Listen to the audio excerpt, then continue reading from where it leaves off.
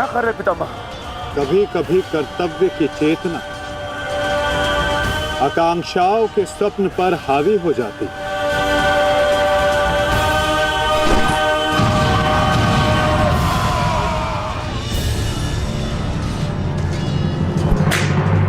यह मेरी अंतिम चेतावनी है पांडुपुत्रों, और तुम्हारे पास ये अंतिम अवसर है। समर्पण करो, अन्यथा परिणाम के लिए प्रस्तुत रहो।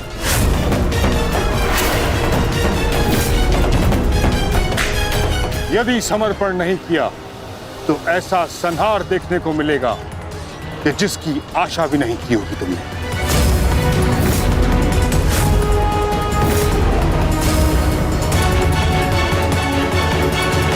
किस बात का समर्पण पितामह? किस बात का समर्पण? आप भली भांति जानते हैं कि इस युद्ध के अलावा हमारे पास और कोई विकल्प नहीं, और यही युद्ध हमें हमारा अधिकार और न्याय दिलाएगा। तो ठीक है, अपने इस निर्णय का परिणाम भुगतने के लिए तत्पर हो जाओ।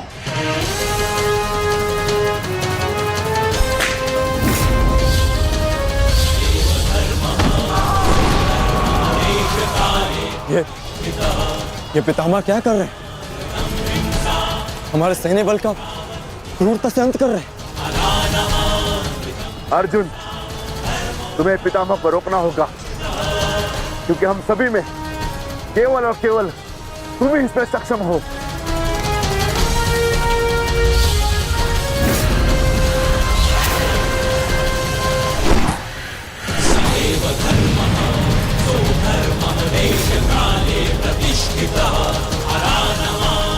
अर्जुन, युद्ध करो अथवा समर्पण।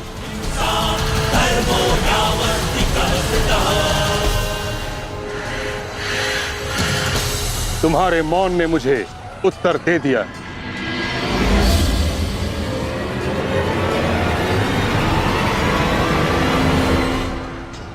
और तुम द्वंद्व करना चाहते हो भी या नहीं?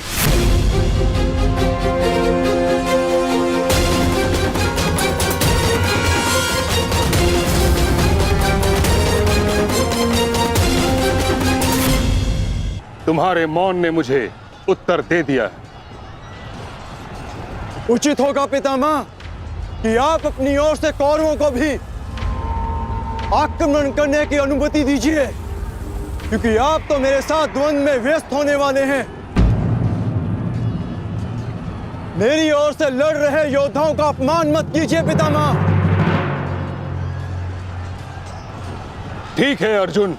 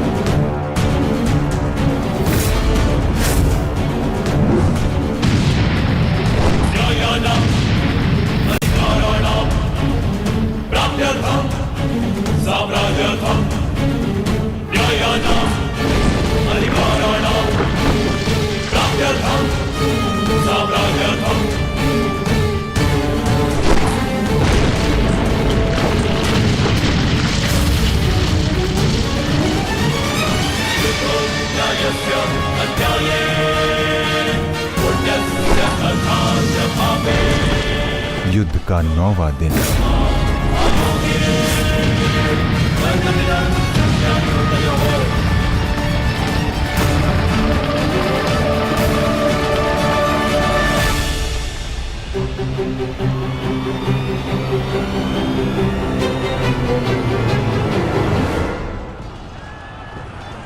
माधव, ये पितामह तो भ्राता युधिष्ठिर की ओर अपना रथ लेकर जा रहे हैं।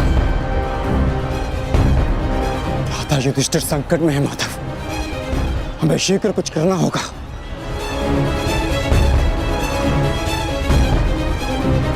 तुम भली भांति जानते हो युधिष्ठिर कि तुम मुझसे द्वंद्व करने में सक्षम नहीं हो। इस कारणवश अपने सैनिकों की आहुति देना बंद करो, समर्पण कर दो।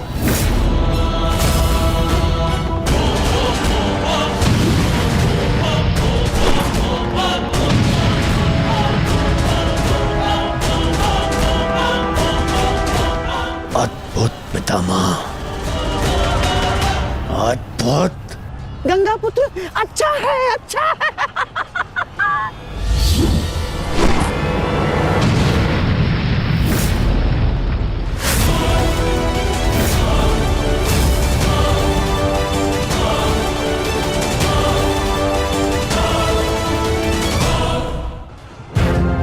मेरे मार्ग से हट जाओ।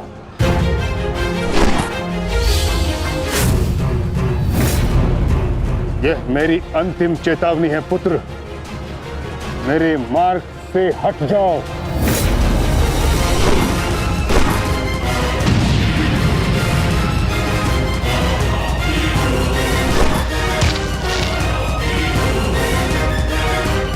समर्पण करो।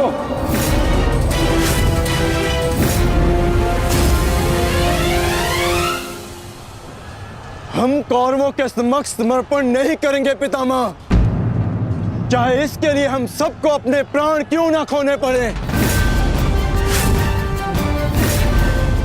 जब तक शरीर में अंतिम श्वास है, जब तक शरीर में रक्त की अंतिम बूंद है, हम समर्पण नहीं करेंगे पितामह, और ना ही हम रुकेंगे।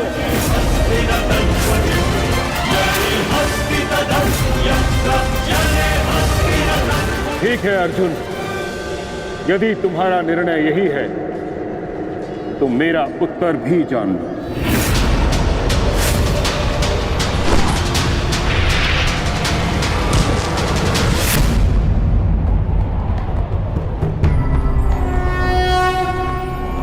यदा यदा धर्मस्य गंगापुत्र, गंगापुत्र।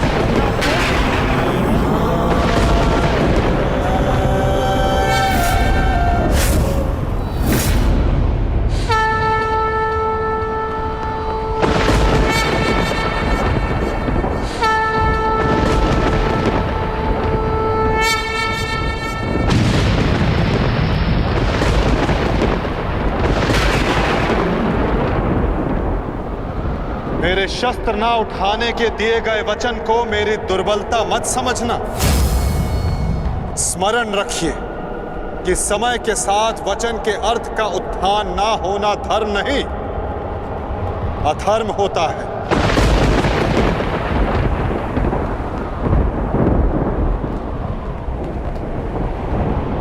मैं केवल अपने कर्तव्य का पालन कर रहा हूं वासुदेव, और ऐसा करने से मुझे कोई नहीं रोक सकता। कोई भी नहीं।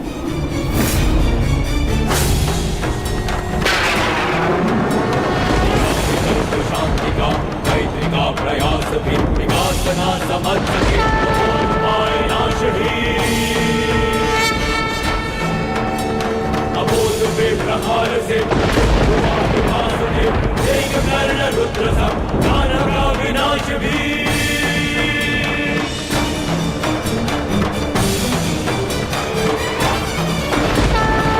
वचन न मानता, युद्ध भाषा जानता, उसे मिलेगा युद्ध भी, दंड भी, प्रहार भी। दम कटेगा पाप का, नाश होगा नीच का, दमन करेंगे वासुदेव उसका अहंकार भी।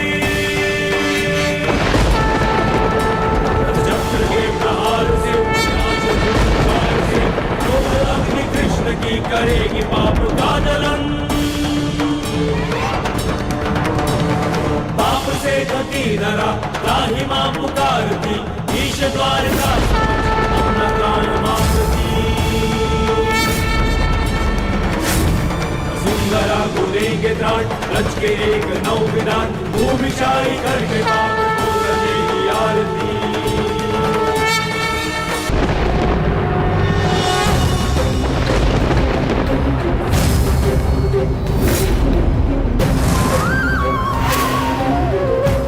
ऐसा करने पर विवश मत कीजिए गंगा पुत्र।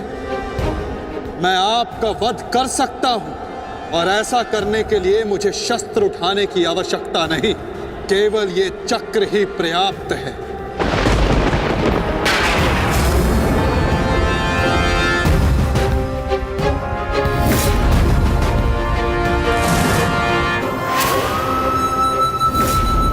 गंगा पुत्र देवव्रत, मैं इस समय ना मनुष्य वासुदेव हूं, ना ही मैं यदुवंशी कृष्ण हूं। मैं इस समय केवल गुरु श्रेष्ठ हूं।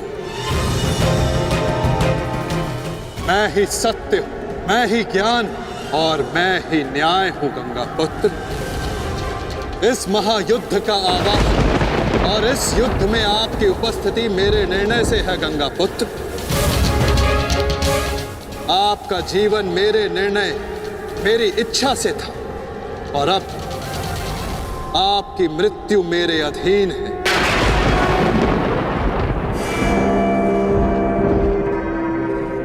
मैं पर ब्रह्म हूं, जिस पर कोई बंधन नहीं गंगा पुत्र, ना ही युद्ध के नियमों का और ना ही किसी प्रकार के वचनों का।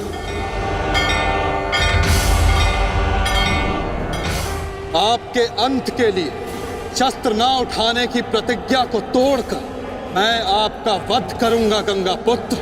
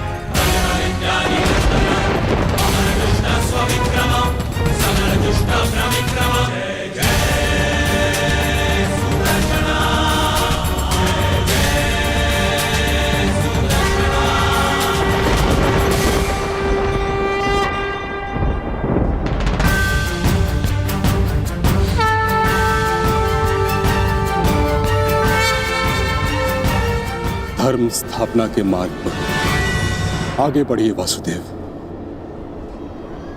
अंत कर दीजिए मेरे इस जीवन का।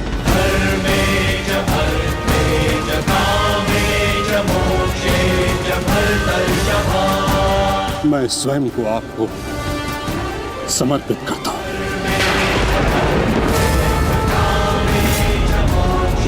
क्योंकि ना तो पांडव मेरे प्राण लेने में सक्षम है और ना ही मैं उन्हें मार पाऊंगा।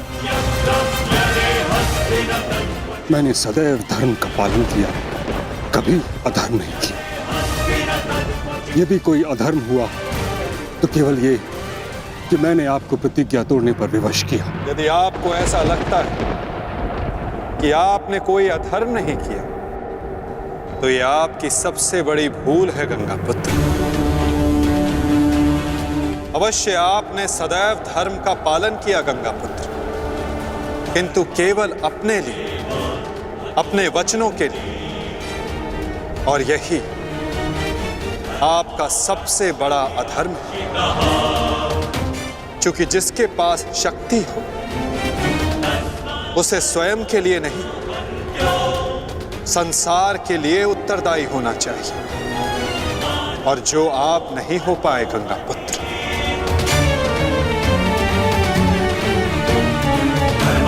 और आपका तथाकथित धर्म ही आपका अज्ञान, आपका सबसे बड़ा शत्रु और अधर्म बन गया।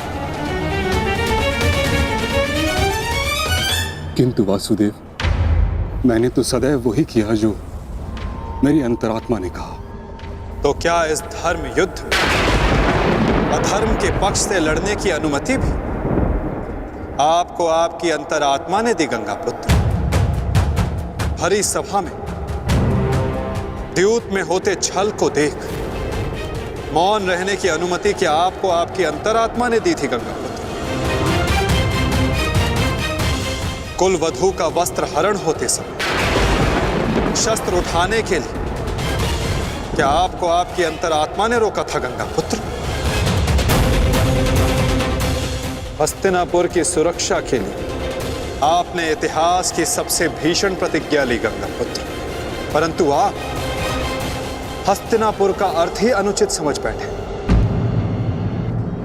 आपने सिंहासन को हस्तिनापुर समझ लिया और देखिए उसी भूल का, उसी अधर्म का परिणाम है ये महाविनाश गंगा पुत्र।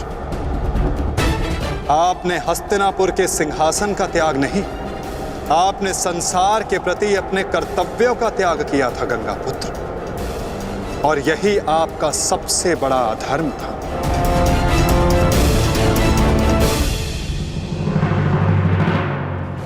परिवर्तन ही संसार का नियम है गंगा पुत्र, और संसार के कल्याण और उत्थान के लिए ऋतुएं भी स्वयं को परिवर्तित करती हैं, परंतु आपने परिवर्तन को नहीं स्वीकारा। जो स्थिर हो जाए वो मनुष्य नहीं, पाषाण है, और जो अपने विचार को कभी बदले नहीं वो मानवता का शमशान है गंगा पुत्र।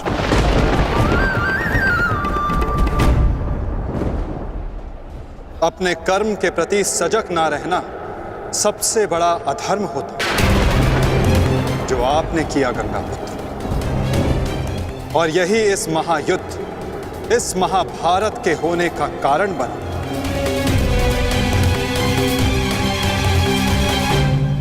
प्रभु, मेरा मार्गदर्शन कीजिए। आपका कर्तव्य यह है गंगा पुत्र कि आप अपने शस्त्र को त्याग कर अपने जीवन का बलिदान देकर इस अधर्म को रोकें।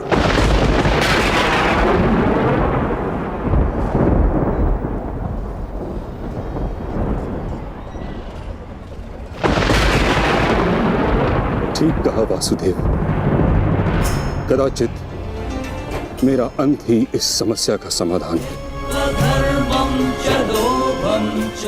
आज जबकि मुझे अपनी भूल का भान हो गया है, मैं अपना प्रारब्ध स्वीकार करने के लिए तैयार हूं।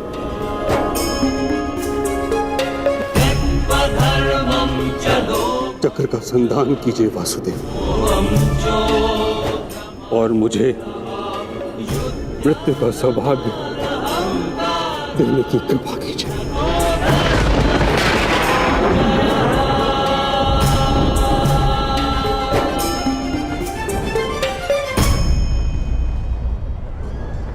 ठीक है,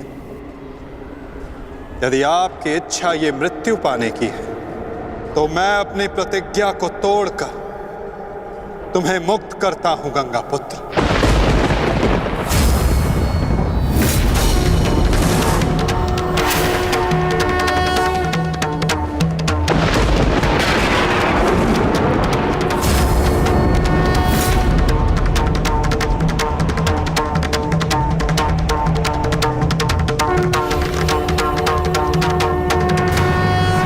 नहीं माधव, आपने इस धर्म युद्ध का बीड़ा उठाया है, वचन तोड़कर उसे कलंकित मत कीजिए। मैं नहीं चाहता कि आप पर कोई उंगली उठे। नहीं पार्थ, मेरी प्रतिज्ञा टूटने की अपेक्षा से अधिक महत्वपूर्ण धर्म की स्थापना है।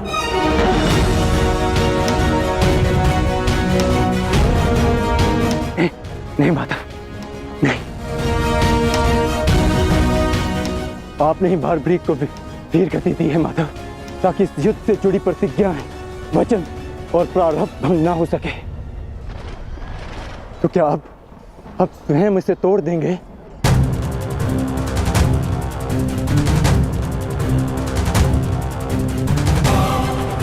आप मुझे एक अवसर और दीजिए माधव, मैं अपने संपूर्ण मनोबल और कौशल से यह युद्ध करूंगा।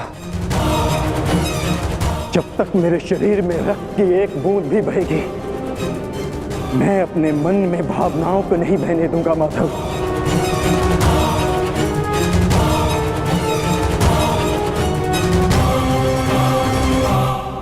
मैं पितामह का अंत करूंगा, अंत करूंगा, अंत करूंगा, अंत करूंगा।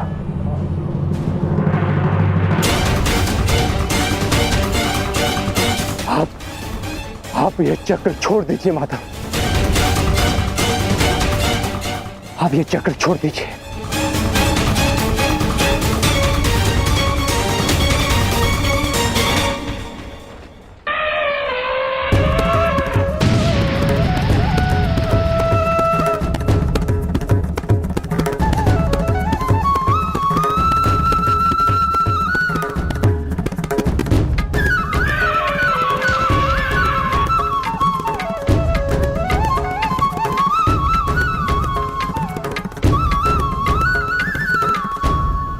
उठो पार्थ।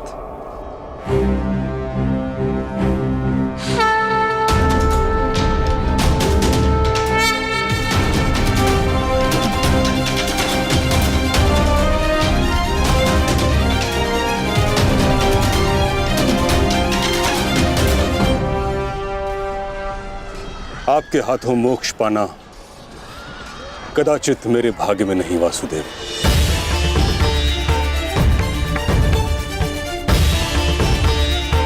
नहीं गंगा पुत्र, आपका वध करना मेरा प्रारब्ध ही नहीं था, अर्जुन का प्रारब्ध है।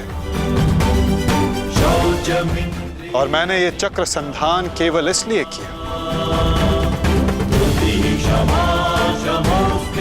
ताकि मैं अर्जुन को दिखा सकूं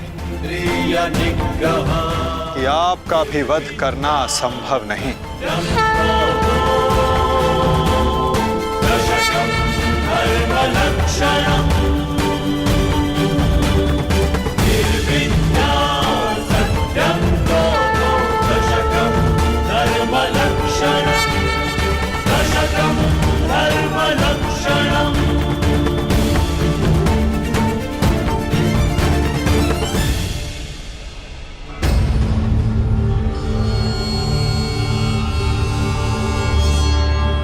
आओ पार्थ।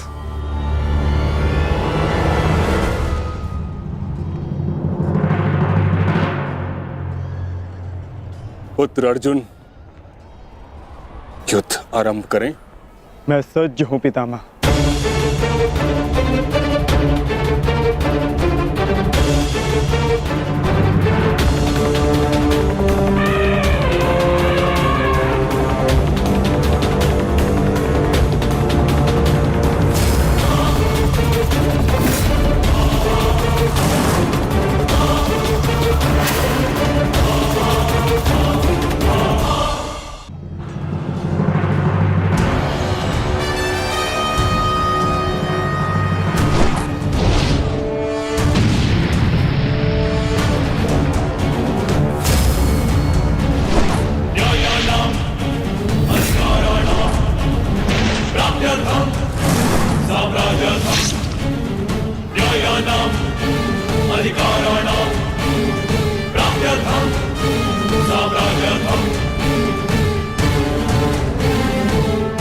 अद्भुत पुत्र अर्जुन, कर्म पथ पर तुम्हें भावनाओं से ऊपर उठते हुए देख प्रसन्नता हुई।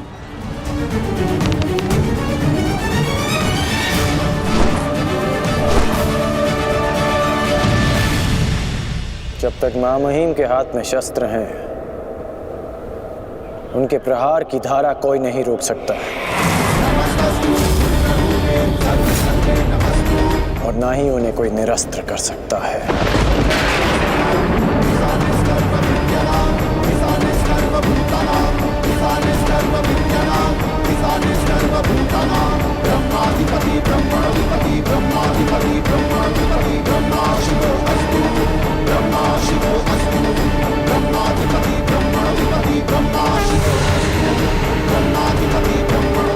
तुम्हारी तपस्या सफल हो गई बालिका।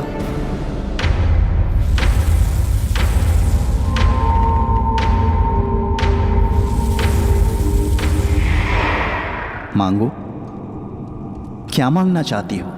गंगा पुत्र भीष्म का नाश। किंतु गंगा पुत्र का वध मेरे वश में भी नहीं है शिखंडिनी। परंतु अपने जीवन का अंत तो मेरे वश में है ना। 2 बार मैं अपना जीवन त्याग कर चुकी हूं। इस बार भी मैं फिर जन्म लूंगी और अगले जन्म में भीष्म का अंत करने आऊंगी।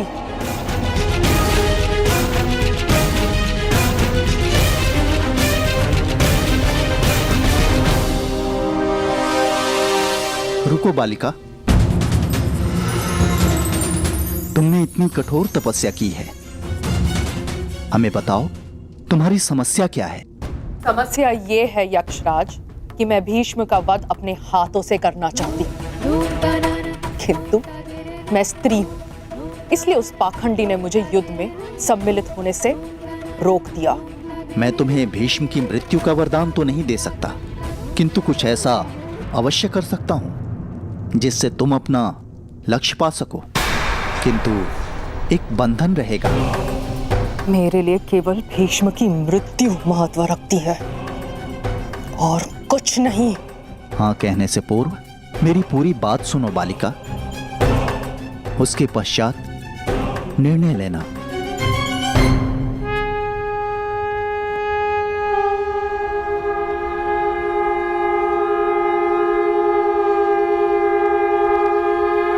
पुत्र अर्जुन, आज तुम कुशलता पूर्वक लड़े, परंतु मेरे वध के लिए यह पर्याप्त नहीं। हाँ, क्योंकि महामहिम के पास तुम सबके नाश के लिए पर्याप्त अस्त्र है धनुर्धारी अर्जुन।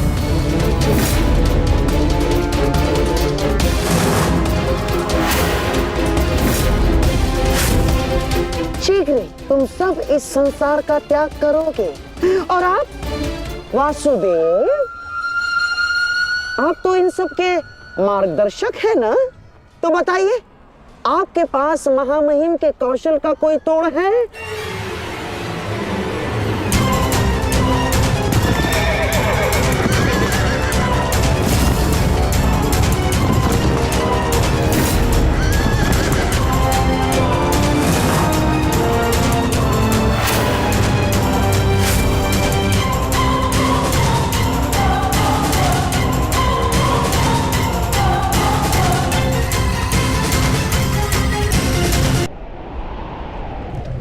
आज मैंने पूरे सामर्थ्य से पितामह का सामना किया, परंतु उन्हें परास्त करने में असफल रहा।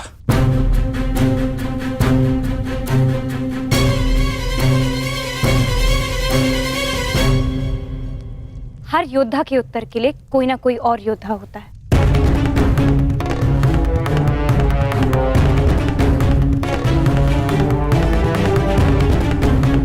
केशव, आप ही तो कहते हैं ना कि कभी कभी भाग्य स्वयं चलकर हमारे पास आता है, किंतु शिखंडिनी अब तक क्यों नहीं आई? उसे इतना समय क्यों लग रहा है केशव?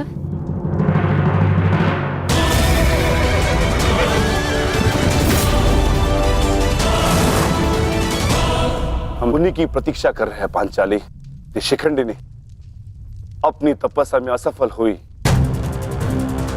तो पितामह हमारी सेना का अंत कर देंगे और हमारे पास केवल और केवल 2 अक्षणीय सेना शेष है। अरे तो क्या करें? कुछ तो करना ही होगा, अन्यथा हम इस युद्ध में पराजित हो जाएंगे।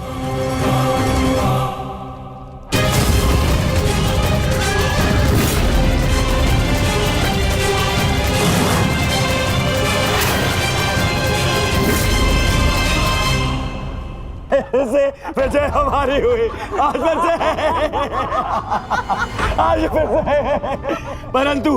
परंतु सबसे अधिक प्रसन्नता मुझे तब होती है जब वो धनुर्धारी अर्जुन के मुख पर मैं भय देखता हूँ। केवल 2 अक्षुणी सेना शेष बची है उन पांडवों के पास और शीघ्र ही वो 2 अक्षुणी सेना भी समाप्त हो जाए। अंत हो जाएगा, उनकी सेना का और उन पांडवों का।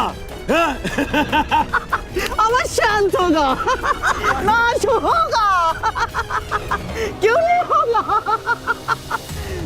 परंतु खेद है अंगराज, आप इस युद्ध में लड़ नहीं पाएंगे, क्योंकि महामहिम जिस वेग से पांडवों की सेना को नष्ट कर रहे हैं, उससे तो ऐसा प्रतीत होता है कि ये युद्ध कल ही समाप्त हो जाएगा। गांधार नरेश, युद्ध अभी तक समाप्त नहीं हुआ है। मैंने आप सबसे पहले भी कहा था कि विजय से पूर्व उत्सव मनाना उचित नहीं है।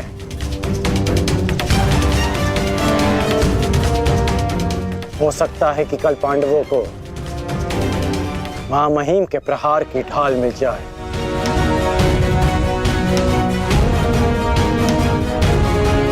इस युद्ध में कुछ भी संभव है।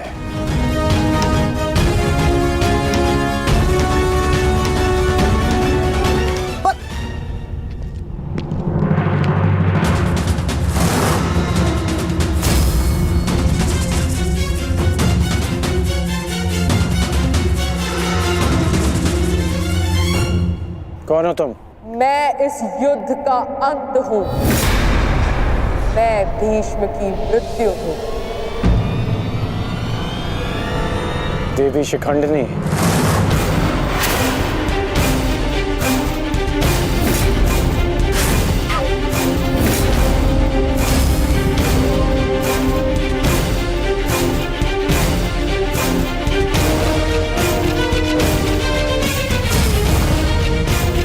देवी नहीं देव, स्त्री नहीं पुरुष, शिखंडिनी नहीं।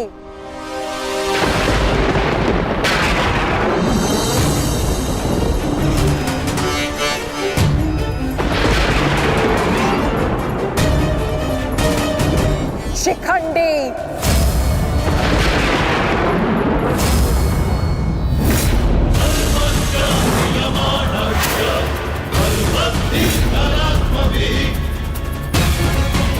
ये मैं हूं और कल मेरे उस वचन की पूर्ति होगी जो मैंने पांचाल युद्ध में तुम्हें दिया था अंगराज। एक दिन ऐसा आएगा अंगराज जब भीष्म मेरे सामने खड़ा होगा और वहां ना तुम उसकी रक्षा कर सकोगे ना तुम्हारा ब्रह्मास्त्र।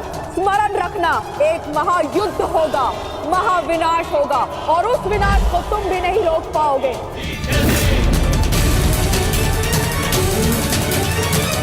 बधाई हो, कल से तुम इस युद्ध में प्रवेश करोगे। कल कुरुक्षेत्र एक योद्धा को विदा करेगा और दूसरे योद्धा का स्वागत।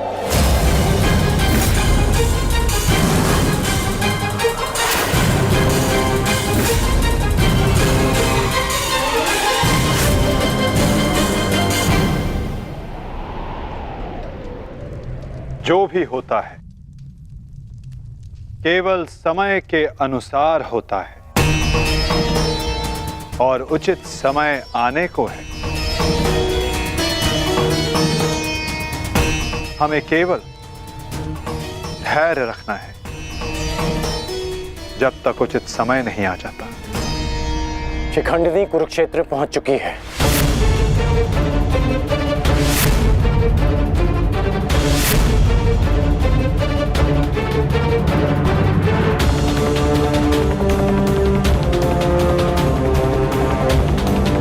शिखंडिनी के आगमन में आपकी संभावित मृत्यु छिपी है, फिर भी आप मुस्कुरा रहे हैं।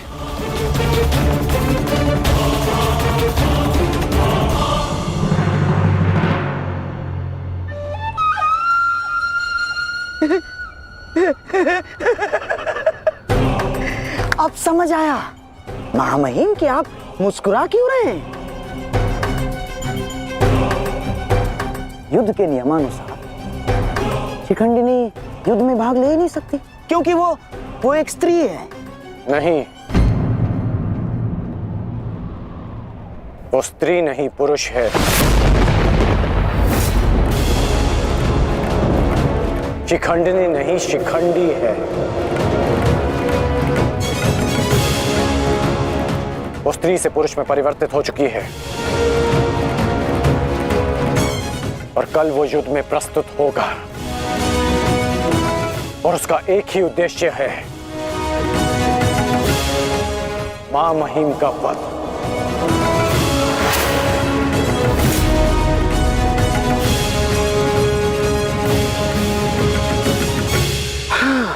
एक स्त्री अपने प्रतिशोध की आग के चलते पुरुष बन गई। अद्भुत। भला भला ये कैसे संभव हुआ? कैसे हुआ वो छोड़िए मामाश्री, अब ये बताइए कि करना क्या है।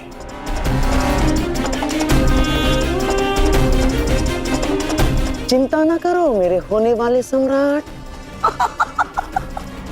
तुम्हारा ये मामा इसका भी कोई ना कोई उपाय अवश्य ढूंढ लेगा।